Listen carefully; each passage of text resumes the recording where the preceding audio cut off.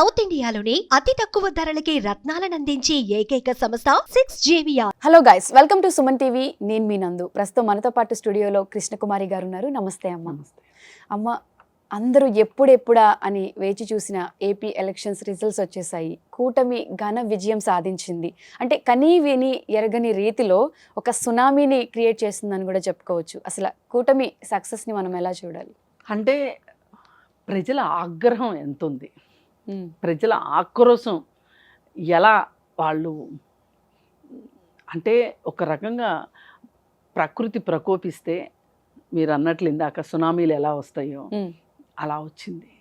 ఇది కేవలం పూర్తిగా పార్టీల విజయంగా నేను చూడట్లేదు.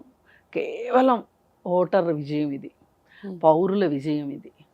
వాళ్ళే కానీ నిర్ణయించుకోకపోతే మనం ఎన్ని కబుర్లు చెప్పినా, ఎంత వాళ్ళ కష్టాలని మన కష్టాల్లాగా వాళ్ళకి చెప్పినా, వాళ్ళు నమ్మకపోతే, ఆ కష్టాలని వాళ్ళు చవి చూడకపోతే ఎందుకు ఓటేస్తారు చెప్పండి? అవును, ఇది ప్రజా విజయం.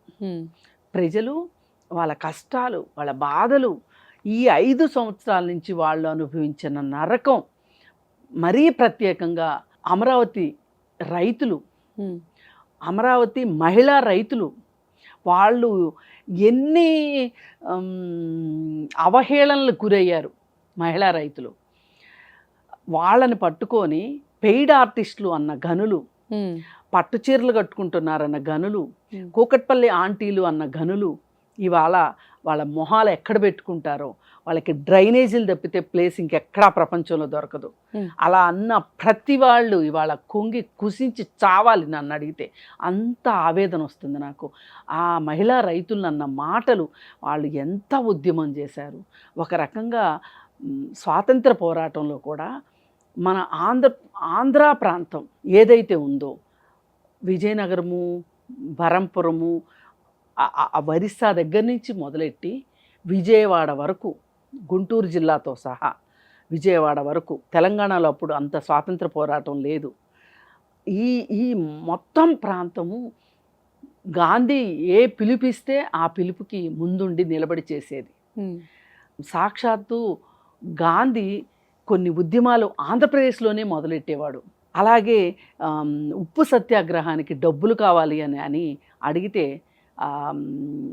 వైజాగ్, కాకినాడ, రాజమండ్రి ఈ ప్రాంతాల్లో అపూర్వమైన స్పందన వచ్చింది ఆయనకి. ఒంటి మీద బంగారాలు తీసి ఆయనకి ఇచ్చేశారు ఉద్యమం కోసం. అలాంటి ఉద్యమ నేలలో మహిళా రైతులు ఉద్యమం చేస్తుంటే వాళ్ళని ఆ విధంగా కించపరిస్తే, వాళ్ళని కుళ్ళి చావాలి అనక ఏమనాలి చెప్పండి? అది ఒక రకంగా విధ్వంసకర మాట కావచ్చు చావాలి అనేది. అంటే చావమని కాదు నా ఉద్దేశం. వాళ్ళు చేసిన తప్పుకి పశ్చాత్తాపపడాలి ఇప్పటికైనా. ఆ పశ్చాత్తాపంతో వాళ్ళు కుంగి కృషించిపోవాలి. ఇంకెప్పుడు కూడా ఒక ఉద్యమాన్ని కించపరచకూడదు, ఒక మహిళని కించపరచకూడదు. ఆ రోజు మహిళలు న్యాయస్థానం నుంచి దేవస్థానం అని అమరావతి నుంచి తిరుపతి వరకు నడిచారు. ఆ మహిళలను చూస్తే గుడికి వెళ్తున్నాం కాబట్టి చెప్పులు వేసుకోకుండా నడిచారు.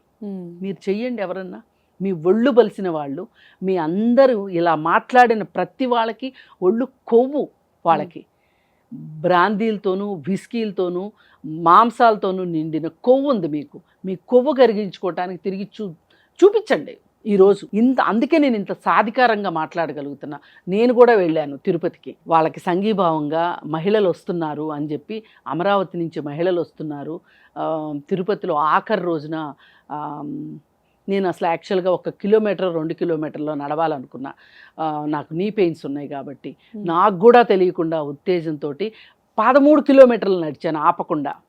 నేను ఇంటికి వచ్చాక అసలు నా కాళ్ళు ఏమైపోతాయో, నా మోకాళ్ళు ఏమైపోతాయో అనుకున్నా. ఏమైనా పర్వాలేదు అనుకుని నడిచాను. వాళ్ళు నడవగలేంది నేను ఎందుకు నడవలేని? పైగా చెప్పులు వేసుకుని 13 కిలోమీటర్లు అంటే విషయమే కాదు. ఇంత జరిగింది, ఇంకా వాళ్ళు కొండ మీదకి ఎక్కాలి. మేము కొండ దగ్గర వరకే తీసుకుని వెళ్ళాం వాళ్ళని. తిరుపతిలో మొదలెట్టి కొండ వరకు, అదేదో గాలిగోపురమో ఏదో అంటారు, అక్కడ వరకునే వెళ్ళాం మేము. అక్కడి నుంచి మేము వెనక్కి వచ్చేసాం. వాళ్ళు పైదాకా వెళ్ళి వెంకటేశ్వర స్వామిని విన్నవించుకున్నారు. అయితే ఇలాంటివి నేను మచ్చుకు ఒకటి చెప్పా. మహిళా రైతులు చేసింది. ఎన్ని రోజుల పాటు నిరాహార దీక్షలు చేశారు వాళ్ళు, శిబిరాలు పెట్టుకుని కూర్చున్నారు. అసలు బూటు చప్పుడు అంటే ఏంటో తెలియని ఊర్లలో బూట్ల చప్పుడు చేశాడు జగన్మోహన్ రెడ్డి. వాళ్ళు ఏదన్నా కాందిసీకుల పట్ల కూడా మనం అలా వ్యవహరించాం. ఇవాళ రోహింగ్యాలని మాట్లాడుతున్నారు కదా, వాళ్ళ పట్ల కూడా మనం అలా అంత నిరంకుశంగా ప్రవర్తించాం. ఆ గ్రామాల పట్ల అట్లా వ్యవహరించాడు జగన్ రెడ్డి. పైగా వాళ్ళని చూడటం ఇష్టం లేక పరదాలు కట్టించుకుని మరీ వెళ్ళాడు.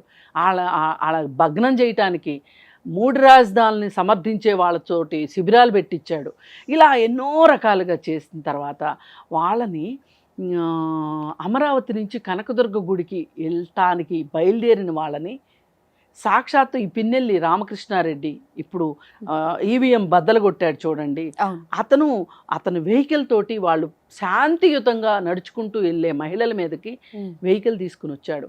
2 కాళ్ళు చేతులు విరిగినాయి మహిళలకి. ఇవన్నీ వార్తల్లో రాలేదు, ఇవన్నీ తొక్కిపెట్టేసిన వార్తలు. ఇట్లాంటి ఎన్నో వస్తాయి ఇప్పుడు బయటికి. అలా ఆ మహిళల మీద కేసులు, ఈ రోజుకి బోలెడు మంది మహిళల మీద కేసులు ఉన్నాయి. వాళ్ళ వల్ల ప్రాణాపాయం ఉందంట జగన్ రెడ్డికి. వాళ్ళని చూస్తే వాళ్ళని మొన్న హైదరాబాద్ తీసుకొచ్చారు ఏదో మీటింగ్కి. వాళ్ళని చూస్తే నాకు ఆశ్చర్యం వేసింది. అసలు వీళ్ళ ప్రాణహాని కలిగించేది అనిపించేలా ఉన్నారు. మహిళల మీద అలాంటి కేసులు పెట్టారు. ఒక్కొక్కరి మీద 5 కేసులు 10 కేసులు ఉన్నాయి ఇప్పుడు ఆ మహిళల మీద. నేను మొదటిగా కోరుకుంటున్నాను ఈ ముఖ్యమంత్రి, కాబోయే ముఖ్యమంత్రికి, అమరావతి రైతుల మీద ఉన్న కేసులన్నీ తీసేయాలి. అది మగవాళ్ళ, ఆడవాళ్ళ, పిల్లల, ఎవరనేది వేరే విషయం. కేసులన్నీ ఎత్తేయాలి. అసలు ఇంకా అన్కండిషనల్గా కేసులన్నీ ఎత్తేయాలని కోరుకుంటున్నా. ఇట్లాంటి పరిపాలన చేశాడు కాబట్టే ఈరోజు ఇంత సునామీ లాంటి విజయం చంద్రబాబుకు దక్కింది, పవన్ కళ్యాణ్కి దక్కింది అంటున్నారు. కానీ నేనైతే ఈ క్షణం కాదు కదా, ఏ క్షణమైనా సరే నిద్రలేపడిగినా ఇది ప్రజల విజయం, ప్రజా విజయం. అలాగే అతనున్నాడు, ఆ పిల్లాడు కోడికత్తి సీను, ఆ తల్లి ఎంత ఆక్రోశించుంటుంది. ఆ తల్లి జోలె పట్టుకుని తిరిగింది, నా కొడుకుని రక్షించండి, నా కొడుకుని రక్షించండి అని. జగన్ రెడ్డి ఒక్కరోజు ఎన్ఐఏ కోర్టుకు వెళ్ళి ఇతనే అతను అని ఒక్క మాట చెప్తే అతనికి బెయిల్ దొరుకుతుంది.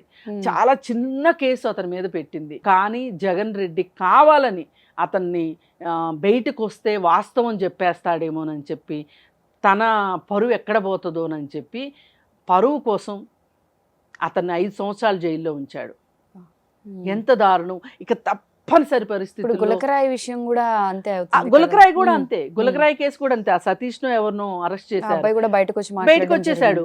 ఇప్పుడు బయటకు వచ్చేసాడు కదా, ఇప్పుడు అతనికి బెయిల్ ఇచ్చారు.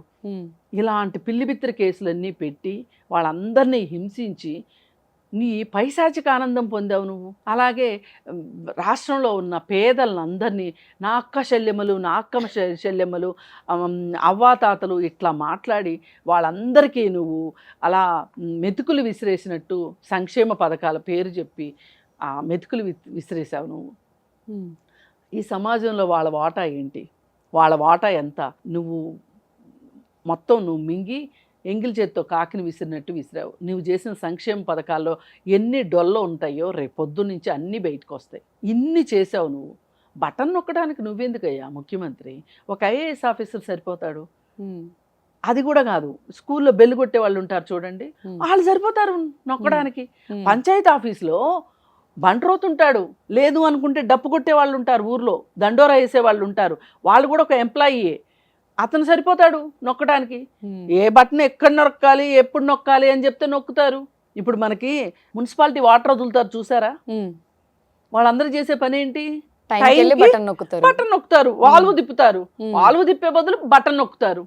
అంటే వాళ్ళందరూ చేయగలిగిన పనిని నువ్వు చేసి నువ్వు చంకలు గుద్దుకున్నావు కాబట్టే, నేను అంత చేశా ఇంత చేశా, నేను ఇంద్రుణ్ణి చంద్రుణ్ణి అన్నావు కాబట్టే ఇవాళ నీ పరిస్థితి ఇక్కడ వరకు వచ్చింది. కాకపోతే అసలు ఆ వచ్చిన సీట్లు కూడా ఆ 11 సీట్లే ఏవో వచ్చినాయి కదా. మేము మాట్లాడేటప్పుడు అనలిస్టులమి పోయినసారి 151, అవును, ఏదో ఒక నెంబర్ మిస్ అవుద్ది అన్నాం. అదే జరిగింది ఇప్పుడు. అంటే 5 మిస్ అయింది.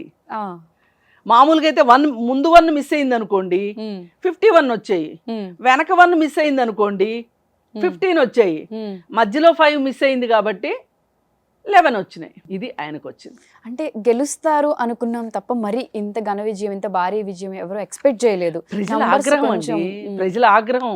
వాళ్ళు ఉగ్ర నరసింహులు అయ్యారు, ప్రతి ఒక్క ఓటరు వేశారు. అందుకే ప్రజలకే ఈ విజయాన్ని అంకితం చేయాలి. ఓకే అమ్మా, thank you so much. Thank you.